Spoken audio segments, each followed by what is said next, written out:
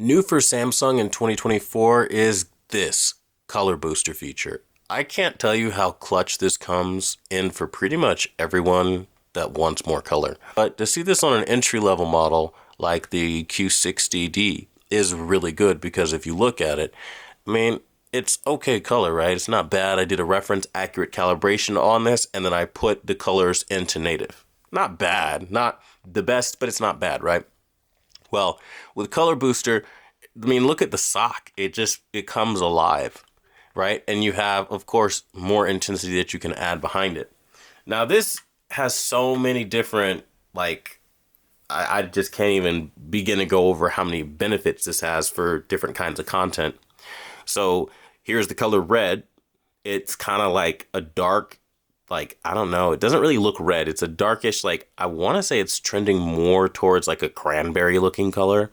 But with this, it gets a little bit more lively versus like the depth that it had to it.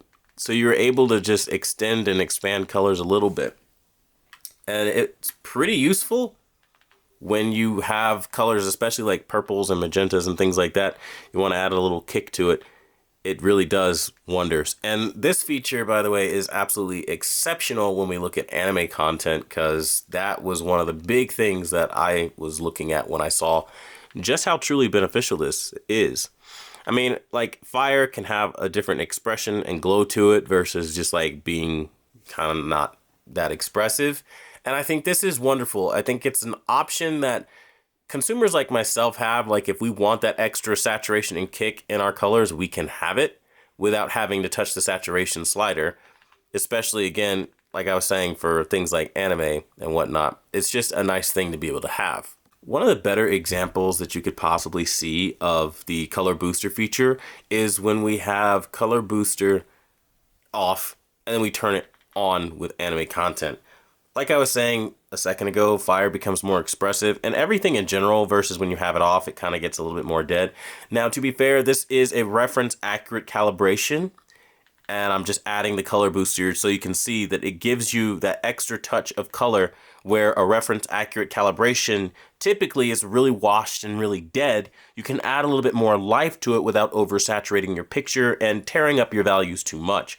This is a huge benefit because, I mean, for the longest time, my biggest gripe with these professional calibrations that we do is after you do them, it's just kind of washed and that's kind of it. But with a color booster feature, you're able to just give like a hair of vibrancy where you need it without having something as destructive as saturation, which is just way overly done. And I think the way that Samsung has done the color booster, it's if you want it, it can be faint and you can see slight details, or it could be a little bit more than faint and then you can see a little bit more of an exaggeration. I like that there is so many different options. I would like to see a medium option here, and who knows, maybe on higher end TVs like the higher end QLEDs and fingers crossed the OLEDs this year, maybe there is a medium option, which would be even better for us. I mean, oh my god, the things I could do with that.